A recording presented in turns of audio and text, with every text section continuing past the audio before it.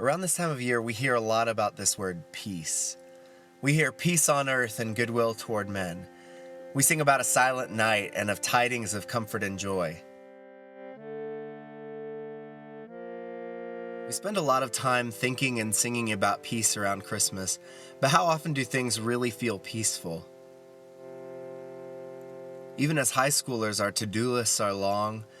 We experience tension in our relationships. Sometimes our families move apart. Sometimes our friends become distant. Christ came to bring peace to the world, but how often do we allow Christ to pour out the peace He's promised us?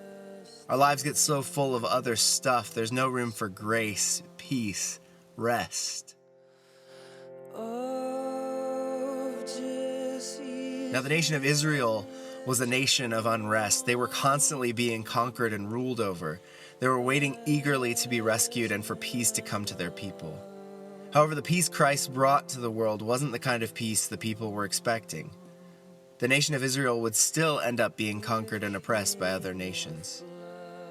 The peace Christ brought about was a redemptive, restorative peace, the kind of peace that said, even if you find yourself oppressed, even if things seem impossible, you can rest in me.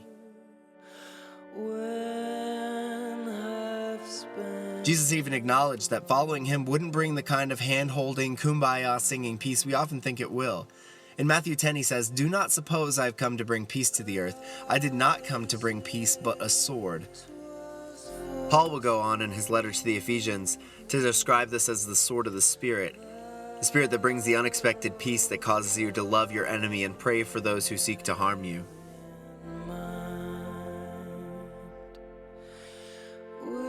The peace of Christ compels us to step out in love and help put this broken world back together. Where in your life do you see brokenness? Is it in your relationship with your parents? Is it in a strained relationship with a sibling who's moved away to college? Is it in your best friend who is desperately seeking answers about life, death, and salvation? Is it in the kid in your class who's been hurt so much the only way he can feel is to harm himself? Is it in the girl who can't even see her own worth, so much so she seeks physical attention to make her feel desired? The redemptive peace of Christ opens our eyes to the broken world around us and moves us to put it back together.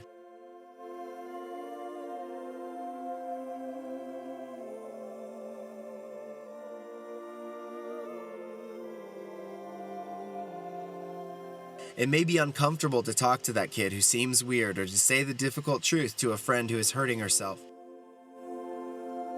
It may take courage to tell a parent that they aren't acting in love. It may not be fun to be the only one at a party making the right decision.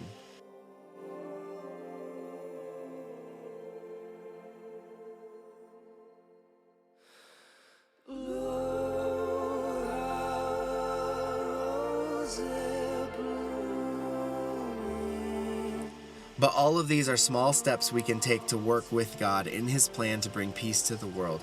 It says in 1 Corinthians that we are co-workers in God's service. A lot of times we focus so much on working for God that we forget that God is working alongside us.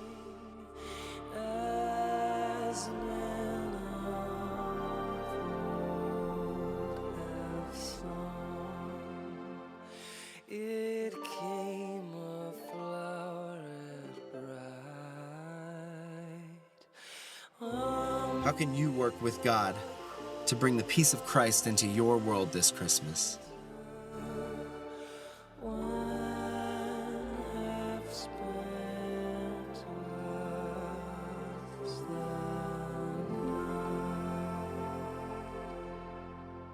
What small way can you choose today to fix a piece of this broken world?